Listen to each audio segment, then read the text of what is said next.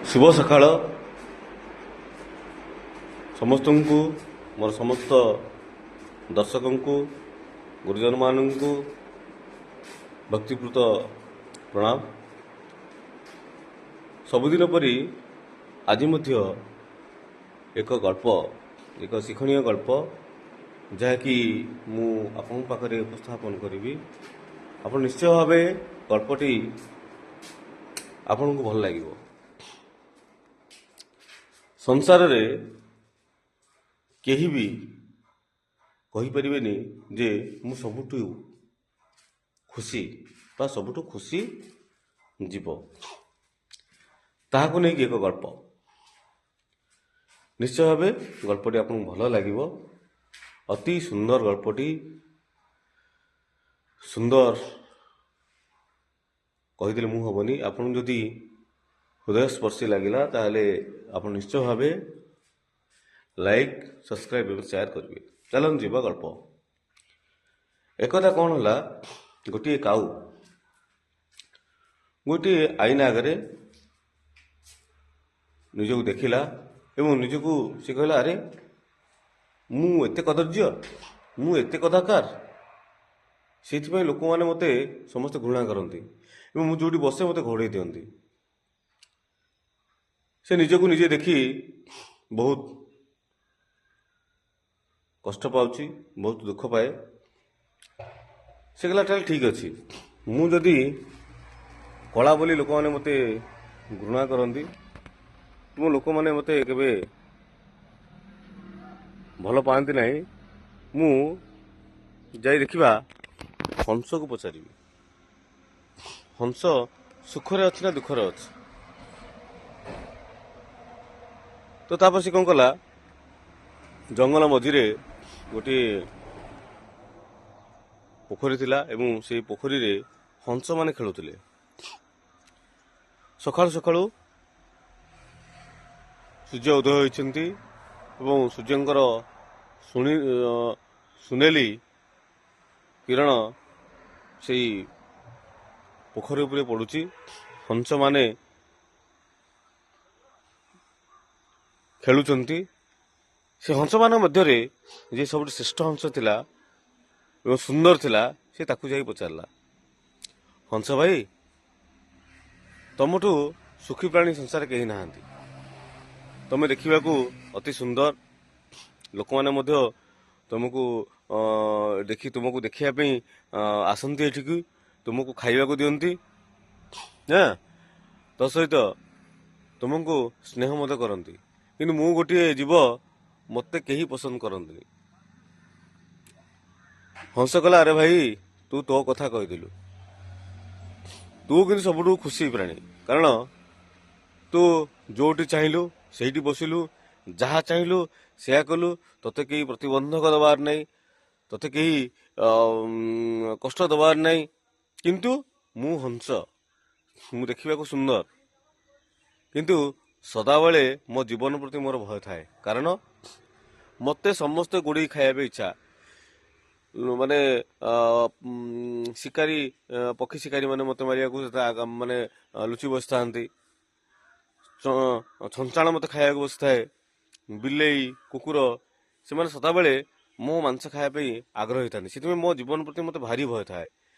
एवं तू भाबुथिबु जे मु पानी रे सबु समय रे पानी भितर पहरुची किंतु चिंता कर गभीर पानी भितर मत देखु बाहर पानी भितर अति सुंदर किंतु पानी भितर मो गोड़ जो हलाउची केते कष्ट लगुथिबो निज भाव मु निजे मते बंचिया पे मु पानी भितर बाहर नाही कारण स्थल को आसिले स्थलचर जीव मानकर मो उपरे आक्रमण होता है से पानी भितर कष्ट पड़े पानी भितर रहे ताले भावे आ गोटे मो रूप धड़ा मु देखा सुंदर किंतु मो मन भितर सदाबले जीवन प्रति बहुत भय थाए मु बहुत भय जीवन बिताई थाए मु केबे कहि परिबिनी मु संसार सुखी। तो हंस आ काऊ भितर କଥୋପକଥନ ସରିଲା। ସେମାନେ ତ କେବେ ସୁଖୀ ନୁହନ୍ତି। କହିଲେ ତାହେଲେ ଠିକ୍ ଅଛି, ଜଙ୍ଗଲର ସବୁଠୁ ସୁନ୍ଦର ପକ୍ଷୀ ହେଉଛି ମୟୂର, ଚାଲ ଯିବା ମୟୂର ପାଖକୁ। ସେମାନେ ଚାଲିଲେ। ଗୋଟେ ଦିନ ମୟୂର ପାଖକୁ ଯାଇକି ପହଞ୍ଚିଲେ। ଆରେ ମୟୂର ଭାଇ, ଆପଣ ଭଲ ଅଛନ୍ତି? ନା ହଁ ରେ ଭାଇ, ଭଲ ଅଛି। ଆପଣ କେତେ ଖୁସିରେ ଅଛନ୍ତି କୁହନ୍ତୁ? ଆପଣ ତ ଦେଖିବାକୁ ବହୁତ ସୁନ୍ଦର, ଆପଣଙ୍କ ପୁଚ୍ଛ ସୁନ୍ଦର, ଆପଣଙ୍କର ଚୂଳ ସୁନ୍ଦର, ଆପଣଙ୍କର ନୃତ୍ୟ ସୁନ୍ଦର, ଆପଣଙ୍କର ମୟୂର ଚୂଳ ଭଗବାନଙ୍କ ମସ୍ତକରେ ଆପଣ ପାଇଛନ୍ତି, ଭଗବାନଙ୍କର ବର ପାଇଛନ୍ତି ମସ୍ତକରେ ରହିବା ପାଇଁ। ଏବଂ ଆପଣଙ୍କର ସ୍ୱର ମଧ୍ୟ ବହୁତ ସୁନ୍ଦର। ମେଘର ଆଗମନରେ ଆପଣଙ୍କ ନୃତ୍ୟ ଦେଖିବା ପାଇଁ ସଦାବେଳେ ଜୀବ ଜଗତ, ଦେବତା, ଦାନବ ସମସ୍ତେ ଆପଣଙ୍କର ଆଗ୍ରହ ପ୍ରକାଶ କରିଥାନ୍ତି। ତାହେଲେ ସଂସାରରେ ଆପଣ ସବୁଠୁ ବେଶୀ ଖୁସି ପ୍ରାଣୀ। ମୟୂର ଆକାଶକୁ ଅନେଇଲା, କାରଣ ଆକାଶ ହେଉଛି ମୟୂରର ମୁଖ ସାକ୍ଷୀ, ସୌନ୍ଦର୍ଯ୍ୟର ମୁଖ ସାକ୍ଷୀ। ସେ ଆକାଶକୁ ପଚାରିଲା, ସତରେ ମୁଁ ସୁନ୍ଦର? ଏବଂ ତାପରେ ମୟୂର ଆଖିରୁ ଲୁହ ଝରି ଆସିଲା। ସେ ନିଜ ଜୀବନର କଷ୍ଟ ଭରା ଦୁଃଖକୁ କାଉ ଏବଂ ହଂସ ଆଗରେ ପ୍ରକାଶ କଲା। ଯୋଉଠି ସୌନ୍ଦର୍ଯ୍ୟ ଅଛି ସେଇଠି ଜୀବନ ପ୍ରତି ଭୟ ଅଛି। ମୁଁ ସୁନ୍ଦର, ମୋତେ ସଦାବେଳେ ହିଂସ୍ର ଜନ୍ତୁମାନେ ମୋତେ ଖାଇବା ପାଇଁ ଆଗ୍ରହ କରନ୍ତି, କାରଣ ଆଖି ଯୋଉଟା ଭଲ ଦିଶେ ଆଗ ଲୋକ ସବୁ ଜୀବଙ୍କର ଦୃଷ୍ଟିଟା ସେଇଠି ଥାଏ। ମୋର ପୁଚ୍ଛ ଅତି ସୁନ୍ଦର, ଶିକାରୀମାନେ ମୋ ପୁଚ୍ଛ ନେବା ପାଇଁ ସଦାବେଳେ ଲାଗିଥାନ୍ତି। ତାହେଲେ କୁହ, ମୋ ଜୀବନ ପ୍ରତି ସଦାବେଳେ ମୁଁ ସୁରକ୍ଷିତ ଅଛି?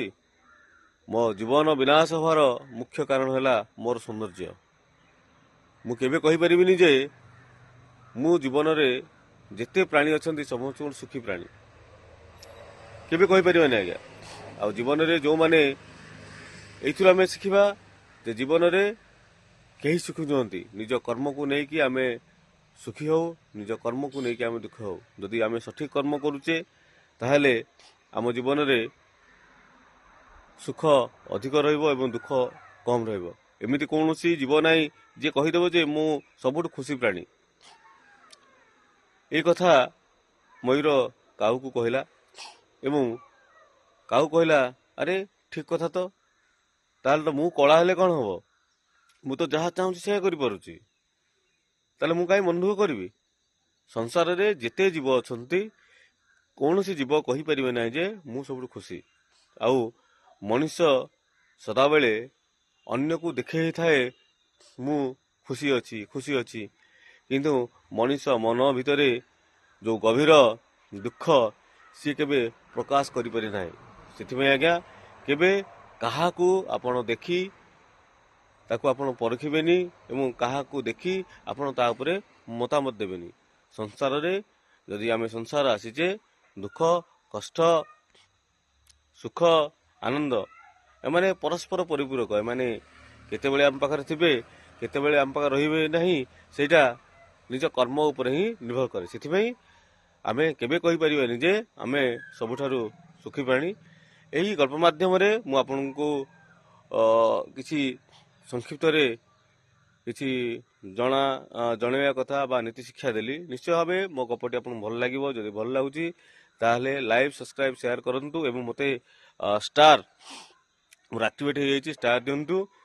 ଆଉ ନୂଆଗାଁ ବଜାର ପୋଷ୍ଟ ଅଫିସ୍ ପାଖରେ ଥିବା ଆଦର୍ଶ କମ୍ପ୍ୟୁଟରରେ ଆମର ବର୍ତ୍ତମାନ IT କୋର୍ସ ଚାଲିଛି, ତ ସହିତ ଡିଷ୍ଟାନ୍ସ କୋର୍ସ ଏବଂ ନାଗାର୍ଜୁନ ଏବଂ ଆନ୍ଧ୍ରା ବିଇଡି ପାଇଁ ମଧ୍ୟ ବୁକିଂ ଷ୍ଟାର୍ଟ ହେଇଯାଇଛି। ଶୀଘ୍ର ଶୀଘ୍ର ଆପଣ ଆସନ୍ତୁ ଏବଂ ନିଜର ଭାଗ୍ୟକୁ ପରିବର୍ତ୍ତନ କରନ୍ତୁ। ରହୁଛୁ, ଜୟ ଜଗନ୍ନାଥ, ନମସ୍କାର।